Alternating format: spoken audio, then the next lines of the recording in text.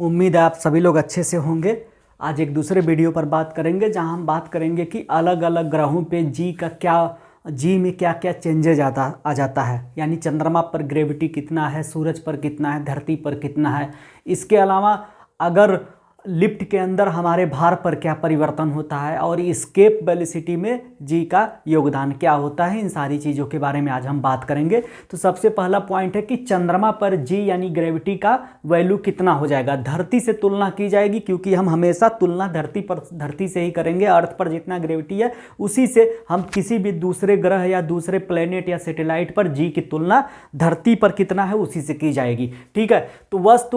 वस्तु का धरती की तुलना में चंद्रमा पर भार 1/6 हो जाता है, यानी मून पर जो भार होता है वह धरती जितना भार अगर चंद्रमा पर है, अगर उसी ऑब्जेक्ट को धरती पर लाया जाएगा तो धरती पे उसका वेट जो है 6 गुना ज़्यादा बढ़ जाएगा। यानी मून पर जी की वैल्यू होती है धरती की तुलना में 1/6 हो जाती है। यानी कि कोई वस्तु अगर धरती पर 1 किलोग्राम की है तो चंद्रमा पे 1/6 kg की हो जाएगी, क्योंकि चंद्रमा पर जी धरती की तुलना में 1/6 होता है, अतः वस्तु का भार चंद्रमा पर 1/6 हो जाएगा। सूर्य पर धरती की तुलना में जी 28 गुना ज़्यादा होता है, यानी धरती पर जितना ग्रेविटी है उसकी तुलना में सूर्य पर 28 गुना 28th टाइम ज़्यादा हो जाएगी। इसको अच्छे एग्जाम्पल से हम समझ सकते हैं कि अगर कोई वस्तु है अर्थ पर अगर 1 kg की है तो मून पर 1/6 kg की होगी, और वही सेम ऑब्जेक्ट जो है अगर उसे हम सूरज पर ले जाएं तो सूरज पर उसका भार जो होगा वह 28 kg हो जाएगा, किलोग्राम उसका भार हो जाएगा। अर्थ पर इसका वेट कितना है, वेट इसका अर्थ पर अगर 1 kg है, अर्थ पर अगर 1 kg है तो मून पर 1/6 kg हो जाएगा, 1/6 kg हो जाएगा। और सूरज पर लेकर जाएंगे तो वही ऑब्जेक्ट जो है 28 kg का हो जाएगा, यानी धरती से 28 गुना ज़्यादा सन पर ग्रेविटी होती है, 1/6 जो होती है मून पर होती है। सुविधा के लिए और अच्छे से समझना हो तो कोई ऑब्जेक्ट अगर धरती पर 6 kg का है, उसका वेट अगर किसी चीज़ का वेट धरती पर 6 kg है तो मून पर ले जाएंगे तो वह 1 kg का हो जाएगा, और सन पर ले जाएंगे यानी सूरज पर ले जाएंगे तो 28 × 6 कर देंगे तो वह 168 kg का हो जाएगा, 168 kg, 168 यानी कि 168 किलोग्राम का हो जाएगा, 168 kg का हो जाएगा। अब बात कर लेते हैं इस्केप वेलोसिटी। इस्केप वेलोसिटी क्या होती है, यानी पलायन वेग क्या होता है। देखिए, धरती के आसपास कुछ भी होता है तो धरती के एक सर्टेन एरिया में धरती का गुरुत्वीय क्षेत्र काम करता है, यानी उस फील्ड के अंदर कोई ऑब्जेक्ट आएगा तो धरती उसे अपनी तरफ खींचेगी। तो अगर किसी ऑब्जेक्ट को धरती के गुरुत्वीय क्षेत्र यानी ग्रेविटेशनल फील्ड के बाहर जाना है तो उसको एक सर्टेन वेलोसिटी प्राप्त करना पड़ेगा। तो वही सर्टेन वेलोसिटी होती है जो किसी ऑब्जेक्ट को मिल जाए तो अर्थ के ग्रेविटेशनल फील्ड को पार कर जाए और वापस नहीं आएगी, तो उस वेलोसिटी को हम बोलते हैं इस्केप वेलोसिटी। यदि किसी वस्तु को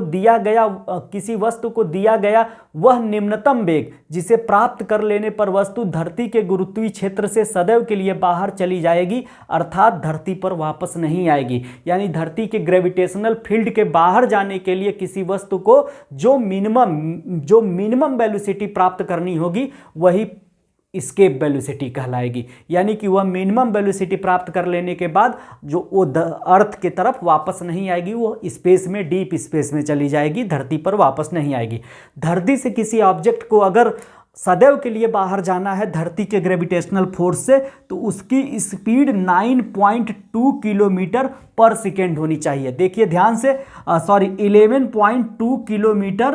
पर सेकेंड होनी चाहिए, 11.2 किलोमीटर पर सेकेंड, यानी 11,200 मीटर प्रति सेकेंड। एक सेकेंड में 11,200 मीटर की जब स्पीड या वेलोसिटी उसे मिल जाएगी तो वो अर्थ के ग्रेविटेशनल फील्ड से सदैव के लिए बाहर निकल जाएगी।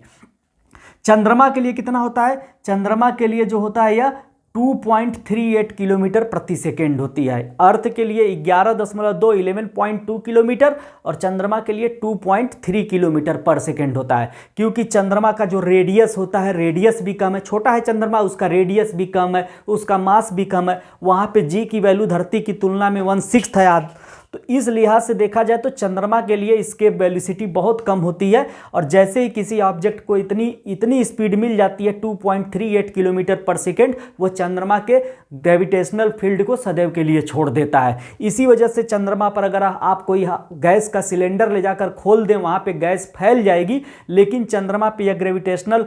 फोर्स बहुत कम है, वहाँ पे इसके वेलोसिटी का मान बहुत कम है, तो वहाँ पे जो गैसेस होंगी उनको जो है एवरेज स्पीड इससे ज़्यादा मिल जाती है, फिर वो सदैव के लिए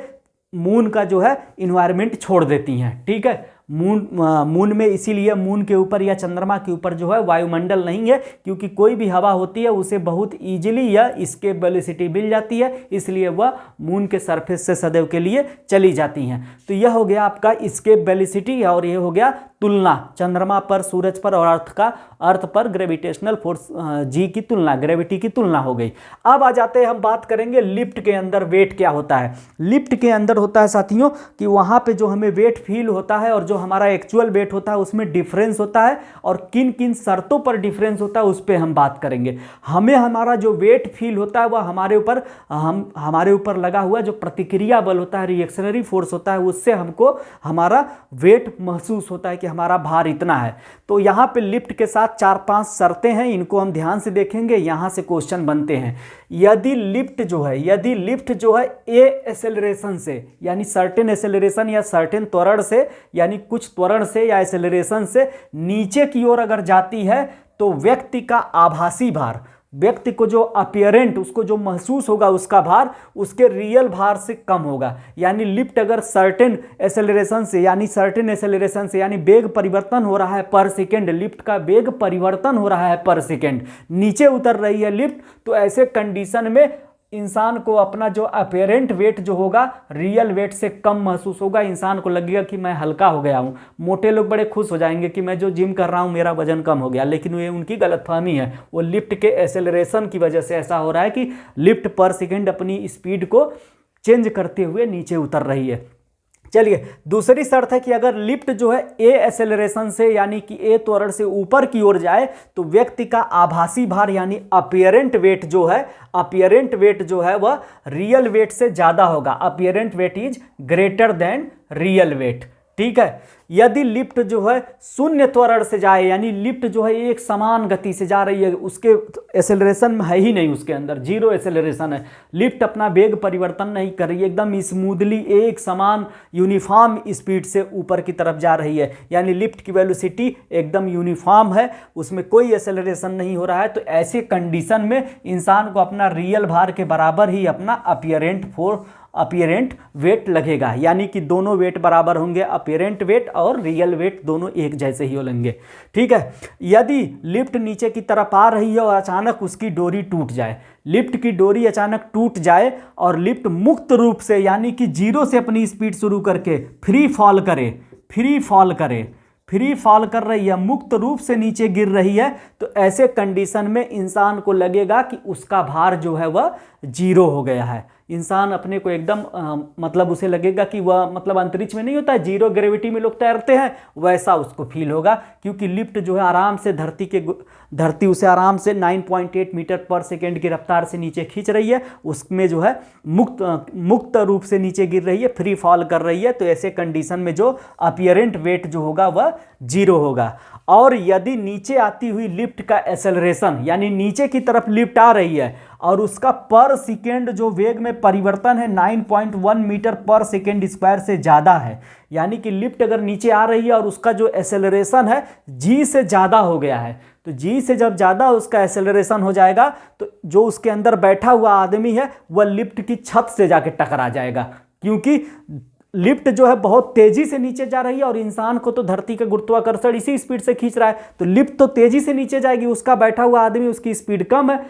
ठीक है, वो नीचे आराम, ये जो 9.8 मीटर पर सेकेंड से इंसान गिर रहा है और उसके ऊपर जो लिफ्ट के अंदर है, लिफ्ट जो है तेजी से आ रही, मान लेते हैं 15 मीटर पर सेकेंड से आ रही, तो लिफ्ट आके उसको ठोक देगी समझ गए, तो इंसान जो है उसका वो जाकर छत से टकरा जाएगा। तो ओवरऑल लिफ्ट की ये 5 सिचुएशन है, यह आपको याद करना पड़ेगा। इसमें सबसे इंपॉर्टेंट जो है ये डोरी टूटने वाला है और ये छत से टकराने वाला है। ठीक है, ओवरऑल इसकेप वेलोसिटी हो गया, चंद्रमा पे इन्वायरमेंट क्यों नहीं होता ये भी हमने आपको बता दिया, और सन पे कोई ऑब्जेक्ट का भार कितना हो जाएगा, मून पे कितना है और अर्थ पे कितना है, ऐसे करके हम उसे कैलकुलेट करके निकाल सकते हैं। ओवरऑल यह पॉइंट यहीं पर खत्म होते हैं। मिलते हैं किसी अगले वीडियो में। Thank you.